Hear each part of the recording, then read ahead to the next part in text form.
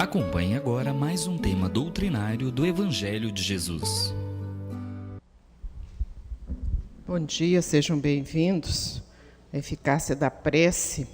Todos os tempos, em todos os povos, em todas as culturas, os homens se curvaram à evidência da prece. Então a gente observa, por exemplo, naqueles povos politeístas, sobretudo quando a gente lê os livros do Espírito Emmanuel, psicografados pelo Chico, aquelas famílias nobres, elas tinham como se fosse um altar em casa, e antes de tomarem qualquer decisão mais importante, elas faziam as suas orações e faziam as suas oferendas naqueles altares. Os povos orientais, e sobretudo os budistas, eles têm o hábito de colocarem como se fosse uma capelinha na frente da casa, do apartamento, enfim, qualquer lugar que eles morem, residam, o local de comércio, tem aquelas capelas, porque ali também eles fazem as suas oferendas aos espíritos, aí já não são deuses, já são os espíritos, e também fazem as suas orações aos espíritos. Portanto, em todo o tempo, mesmo politeístas, mesmo outras crenças que não crenças judaicas ou cristãs, eles sempre se reverenciaram os seus entes queridos, os espíritos, os deuses, enfim, aqueles que já haviam retornado ao plano espiritual.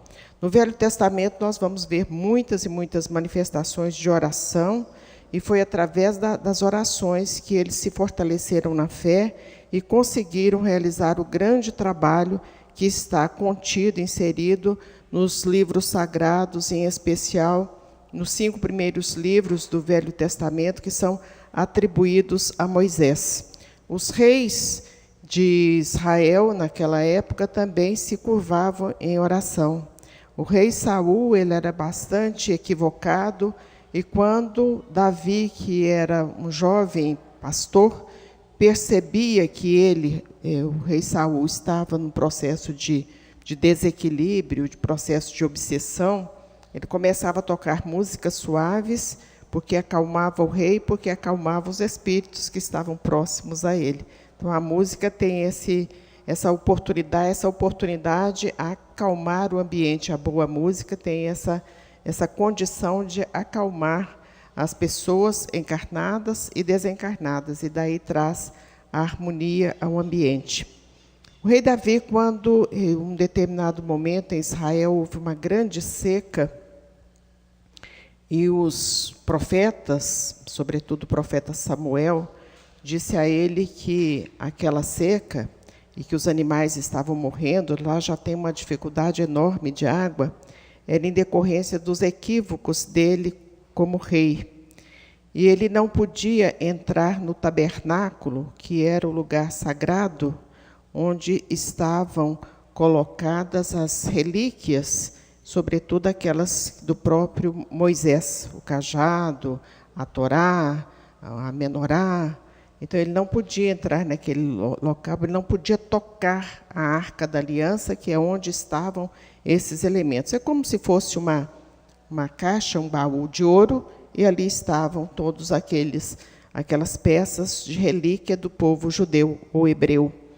E como ele já estava naquela situação de grande dificuldade, as pessoas morrendo, os animais morrendo, muita seca, ele não observa, ele vai contra essa orientação trazida pela própria lei mosaica e adentra ao tabernáculo, toca a Arca da Aliança e recita aquela oração que todos nós conhecemos, que começa assim: o Senhor é meu pastor e nada me faltará. Ele era rei, um dos reis mais importantes que Israel teve. Aliás, o primeiro grande rei de Israel foi o rei Davi. E aí ele toca a Arca da Aliança e diz: o Senhor é meu pastor e nada me faltará. E ele fica um tempo relativamente grande ali dentro daquele local, daquele tabernáculo, que na verdade era como se fosse uma tenda, e a hora que ele sai, conta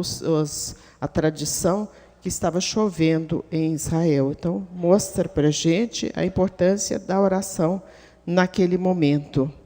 O Espírito Emmanuel vai falar muito da importância da oração nas obras que ele traz pela psicografia do Chico, 5 romances que ele traz. Mas o Espírito André Luiz também faz algumas considerações, nos dá uma diretriz da importância da oração, quando ele conta, por exemplo, a história que está inserida em um livro que se chama Libertação. Ele vai contar a história que o André Luiz foi às zonas de dificuldade, às zonas de sofrimento, porque ele tinha que se entrevistar com uma autoridade máxima daquele local, que era o Gregório. E quando ele chega, ele e o companheiro dele, eles vão presos. E aí a gente imagina assim, mas um espírito iluminado, um espírito mentor, foi preso, ele tinha que atender às necessidades daquela situação, porque senão, como diz na gíria, ele punha tudo a perder.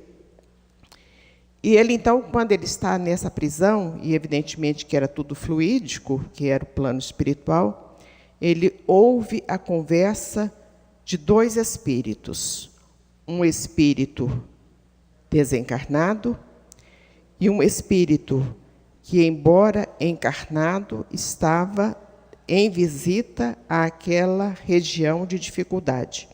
Como é que isso acontece? Quando a gente dorme, o nosso espírito se afasta do corpo e ele visita locais que lhe são do agrado, pelas suas próprias afinidades.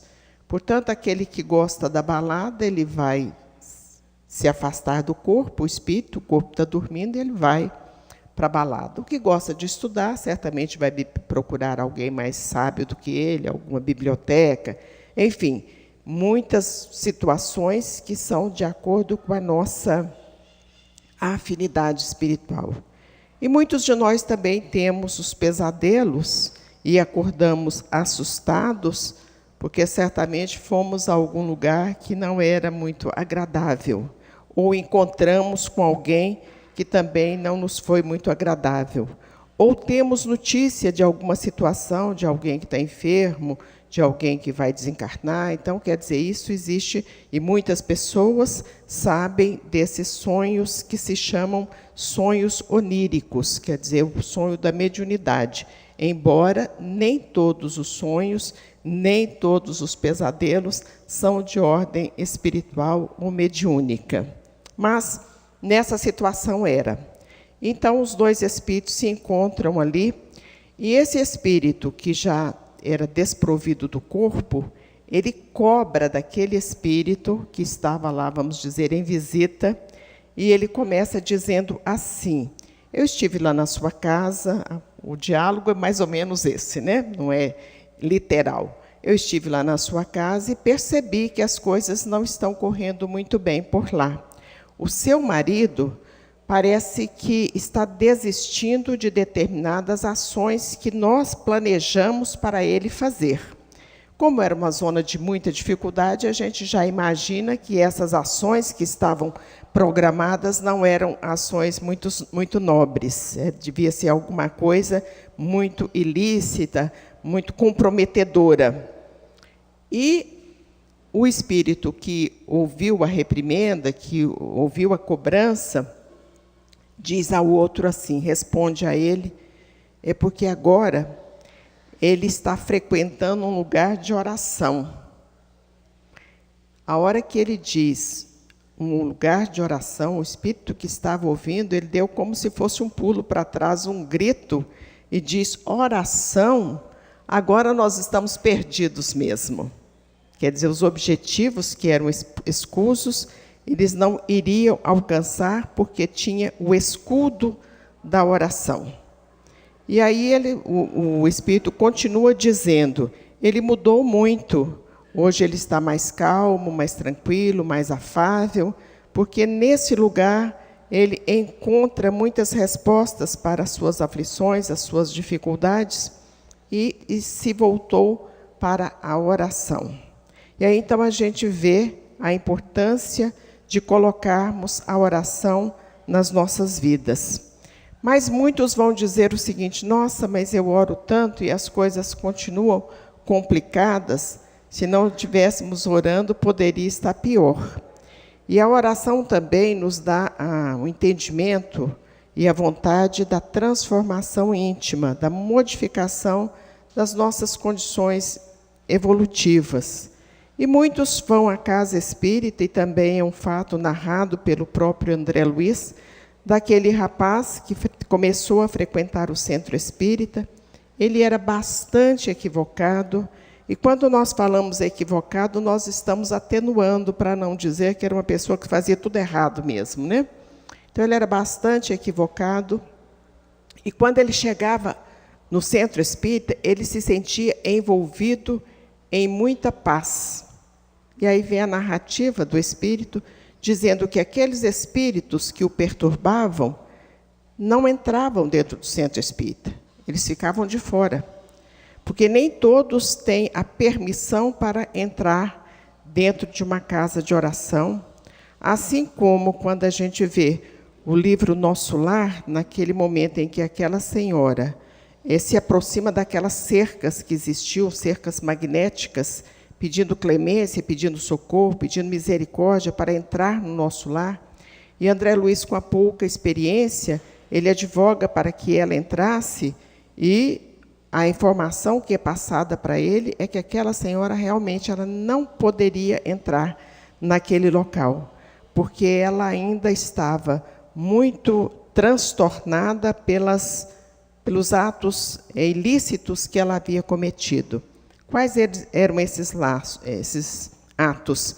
Era exatamente porque ela era uma fazedora de anjinhos. Ela fazia muitos e muitos abortos, então ela não tinha condições ainda de entrar naquele local. Ela deveria ficar de fora, e somente o tempo, porque quando a gente tem muitas dúvidas, quando nós não nos propomos a modificação, somente o tempo vai nos transformar. E aí André Luiz falou assim: mas se ela entrar, ela não vai ficar melhor, não vai ser socorrida? Falou: porque ela não tem a vontade da transformação íntima. Portanto, a vontade é algo essencial na nossa vida, a vontade da melhoria, da transformação. E mesmo que haja muito sofrimento, muita dificuldade, mas nós temos que nos lembrar que somos filhos de Deus, herdeiros da criação, que as dificuldades são transitórias, assim como as alegrias também o são. É um planeta de grandes dificuldades, mas para o nosso consolo, a gente também aprendeu com a doutrina espírita que nascemos, morremos, renascemos às vezes, mas evoluímos sempre, até atingirmos a condição de anjos, porque esta é a proposta de Deus para todas as suas criaturas, tornarmos anjos. E essa angelitude ela só chegará através das experiências, e a maior de todas elas, a mais misericordiosa mesmo, é a bênção da reencarnação. Então, o rapaz entrava ao centro espírita, os espíritos que não tinham permissão ficavam do lado de fora, ele ouvia a palestra, tomava água fluidificada, tomava o passe e estava assim, em paz. Quando ele saía, os espíritos se aproximavam dele de novo, porque a mente dele estava ligada naquelas ações que eram ações indevidas, e esses espíritos, pela sintonia mental, eles se aproximavam dele. E iam com ele até a casa. E ali, nesse transcurso, esse prazo que ele ia de um lugar para o outro, era de muita dificuldade, de muitos questionamentos, de muita tristeza, porque ele estava sendo envolvido por essas entidades. Mas, quando ele chegava em casa, a esposa estava em oração. Ela era muito virtuosa. E aí as entidades também não tinham permissão para entrar dentro da casa dele. Então, se ele soubesse disso, ele ficaria mais tempo dentro de casa, conviveria mais tempo com a esposa, iria mais para a casa espírita, iria executar alguma atividade dentro da casa espírita, mas ele não tinha essa condição, esse discernimento.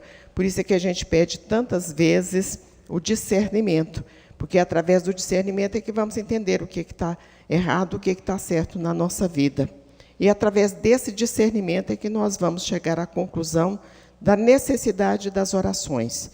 Muitas vezes a oração não sai como a gente planejou, como a gente pediu, mas ela vai sair da melhor maneira para o nosso processo de evolução espiritual. Além das condições da própria sintonia, há também a questão do merecimento. Será que nós merecemos ter uma situação de vida mais tranquila, mais feliz? Será que nós merecemos realmente ter mais paz dentro da nossa condição existencial? Porque nós esquecemos que hoje é o reflexo do ontem. E o que foi que nós fizemos no ontem? Qual foi o nosso karma? Qual foi o nosso comprometimento espiritual face ao ontem? Chico Xavier, uma vez, ele estava fazendo uma peregrinação pela cidade de Uberaba, e quando ele fazia essa peregrinação, muitas e muitas pessoas o acompanhavam. E ele chegou numa casa muito pobre, com muitas dificuldades de ordem financeira, e ali estava num leito de dor e de sofrimento, de muita solidão, uma senhora, e ele, as narrativas dizem que ele percebeu naquela senhora um ar de nobreza. E ela, então, começava a reclamar que não tinha alimento, que não tinha banho, ela não tinha absolutamente nada, porque ela morava sozinha. Aqueles que acompanhavam o Chico cuidavam, davam banho, preparavam uma comidinha, limpavam a casa e iam embora, e ela ficava sozinha naquele abandono. As vizinhas, muito solidárias, sempre estavam próximas e levavam uma coisa ou outra. E o Chico, então, dá a explicação, porque tudo tem explicação na vida. Não tem nada que nos aconteça que faça, olha, foi por acaso. Diz que o acaso é a assinatura de Deus quando Ele não quer assinar, né? A gente encontrou com uma pessoa na rua, daí a pouquinho eu conheço uma história de uma moça que estava noiva de um, casou com o outro porque encontrou com o outro na rua e gostou dele, largou o que estava noiva de muito tempo e casou com o outro que ela nunca tinha visto. Namorou uma semana e ela casou. Então, não foi o acaso. Foi porque estava combinado já no plano espiritual que ia ser assim. Esse rapaz que chegou por último morava na Bahia. Ela morava aqui, o noivo era daqui de Goiânia.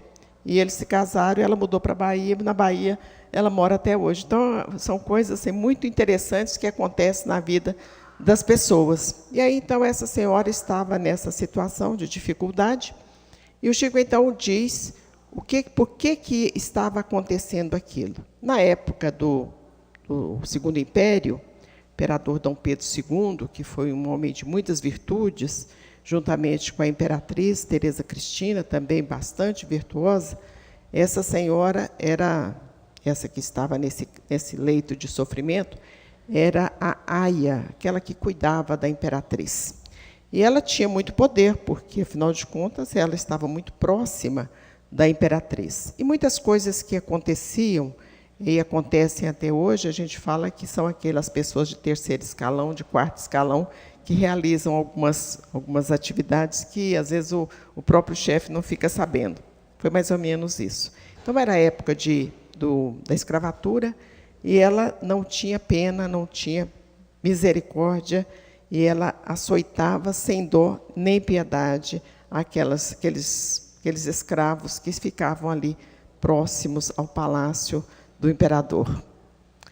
E retorna ao plano espiritual logo depois que foi abolida a escravatura, e na sequência também o imperador foi deposto.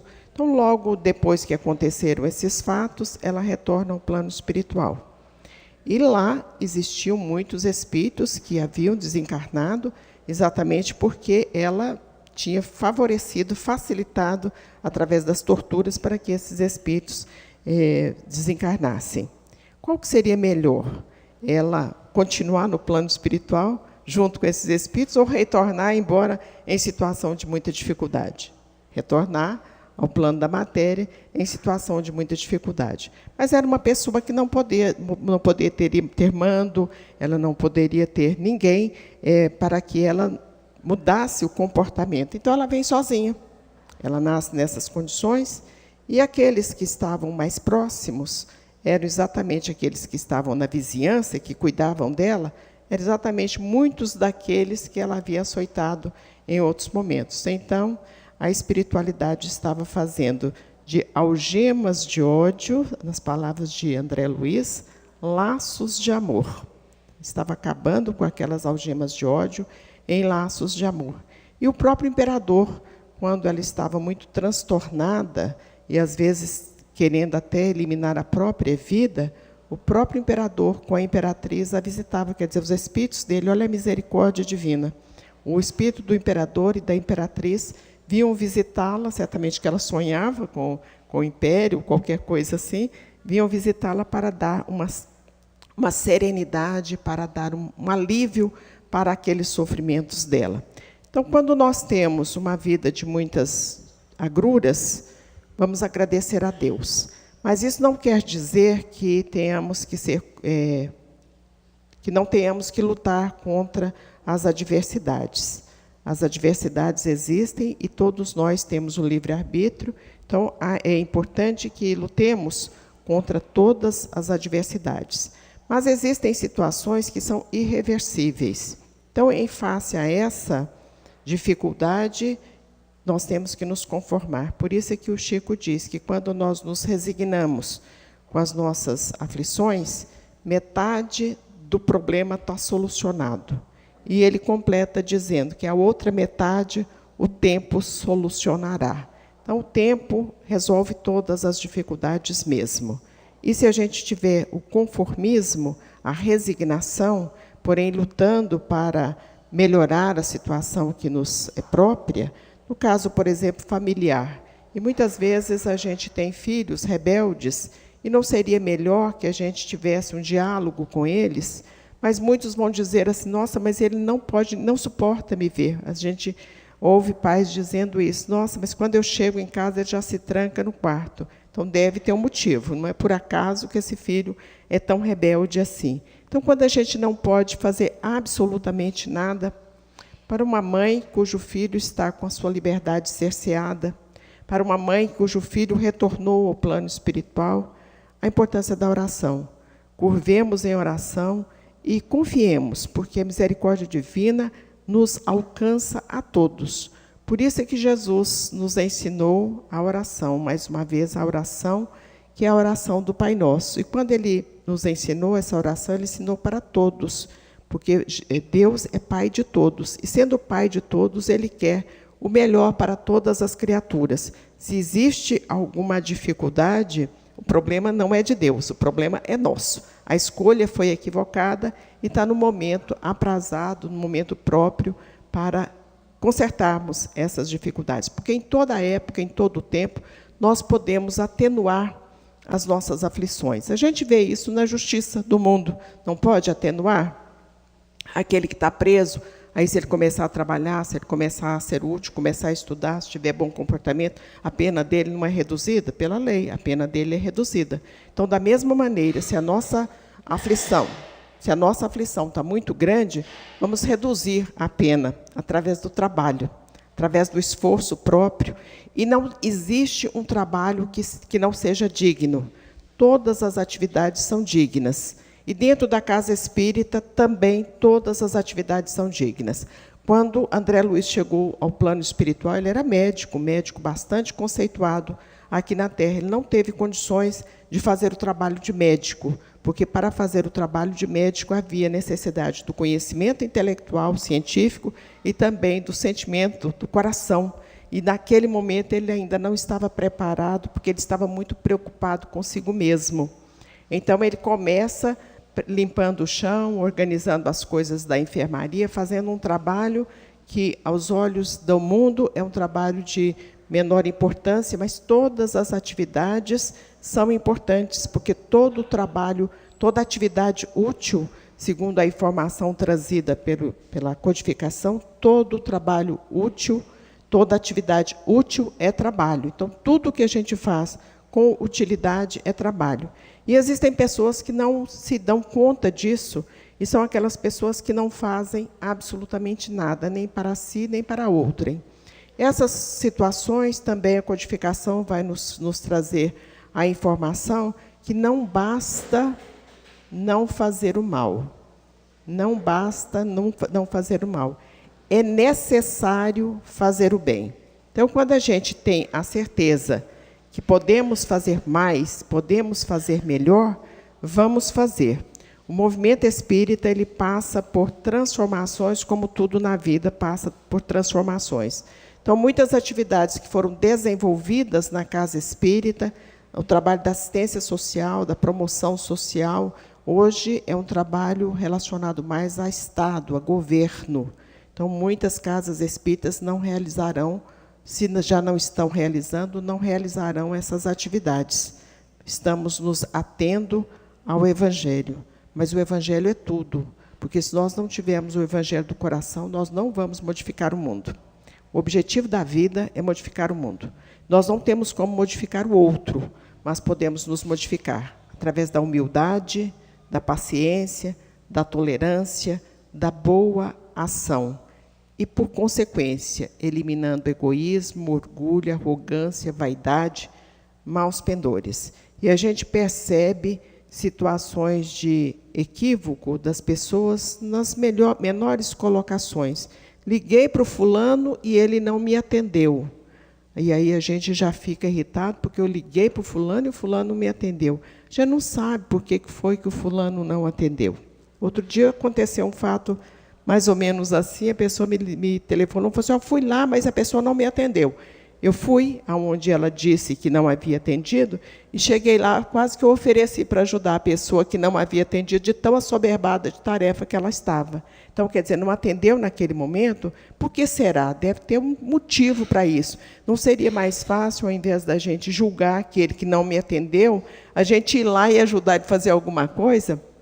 Porque, às vezes, a pessoa está realmente ocupada mesmo. Passou por mim e não viu. Agora mesmo vocês viram que eu levantei aqui para começar a exposição antes de terminar o livro, porque eu já estava com a exposição na cabeça e nem estava percebendo mais o que estava acontecendo aqui, porque eu já estava lá na exposição. Então, às vezes, a pessoa passa não vendo, não é por assim, por menosprezo, por descaso, não, é porque, às vezes, ela está com outra coisa na cabeça, outra preocupação, não retornou meu telefonema, não me visitou, não lembrou do meu aniversário. Então, muitas vezes, a gente compromete a nossa vida, nós comprometemos os nossos relacionamentos familiares, exatamente porque nós nos achamos demais, sabe? E nós não somos absolutamente nada, porque uma gripe nos leva embora, uma zika nos leva embora, uma dor de cabeça, uma bicicleta que passou fora do jeito e atropela a gente. Então, quer dizer, tem tantas coisas que acontecem na vida e não custa nada a gente ser mais compreensivo, fraterno, humilde e solidário. Que Jesus nos abençoe, muita paz. Vamos lá, doutor?